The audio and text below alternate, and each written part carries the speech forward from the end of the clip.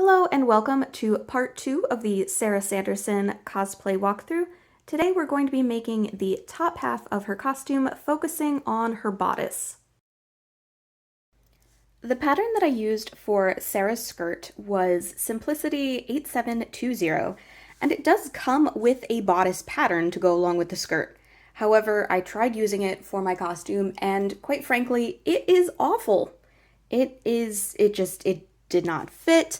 And it's kind of hard to see, but like the side seam is shifting forward towards the front of the body, which may work for Mary or Winifred since it has the stomacher. But for Sarah, it was really bad. So I am going to possibly be stealing some of the construction techniques from this pattern. But instead, I'm going to be using Simplicity. Let's see, this is 7637. This is a pattern from the 90s. I got it on Etsy, but there are so many like 18th century stay patterns that are coming out now, which would probably be a better alternative than this pattern, especially since this one is no longer in print. I cut the outer portion of the bodice out of some pink crepe back satin. I'm using the non-shiny side for the outside because I thought it was a little too shiny. And we're going to match up the two front pieces and sew them together from where the notch is to the bottom, leaving this part free. Then sew the rest of the bodice pieces together. I cut all of the bodice lining pieces out of some leftover Halloween cotton, and the pattern has the boning channels showing on the outside of the garment, whereas Sarah's bodice does not. So I added a interlining as well out of this flannel that was in my stash. I'm not worried about the design since it's not going to be shown through the outer fabric. And I just sewed each of the pieces together along the sides, leaving the bottoms open so we can insert boning later. Just like the outer portions of the bodice, we're going to take the two front lining pieces and sew them together from the notch down to the bottom. Then we're going to sew all of the bodice lining pieces together. I'm sewing them together so that when the garment is worn, the cotton is going to be what's against the skin.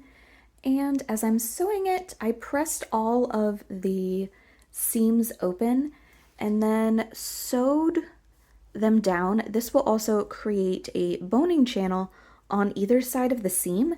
I'm not going to use every single one of these as a boning channel, but I do have the option to. I also, for the center front, I sewed it down on either side, even on the edge where it's open here. And then I also sewed some additional lines of stitching to create a boning channel on either side of the center front. This is to provide some stability so that I can sew the eyelets in for lacing this part closed. And I also sewed some lines of stitching to create boning channels on the back. So we've got two going along the back, and again, so I can sew the eyelets in the middle. Putting right sides together, we're going to sew the outer fabric to the lining, and we're going to do this along the side, along the top, and we're going to be leaving this section on either side open and folding the fabric so that it matches, and then we're going to do that again for this side and back down. Then I inserted some plastic boning into the boning channels and then sewed the bottom edge of the bodice closed. Turn the bodice right side out through the hole in the middle here, and we're going to then hand sew it closed. I also went ahead and sewed some eyelets along the center here and also at the back pieces. I prefer to sew eyelets because I tend to have bad luck with the metal ones, but you could use whatever method you prefer. I also accidentally put my boning in so it was going away from the body instead of towards the body, but it's a little too late to fix that, so oh well.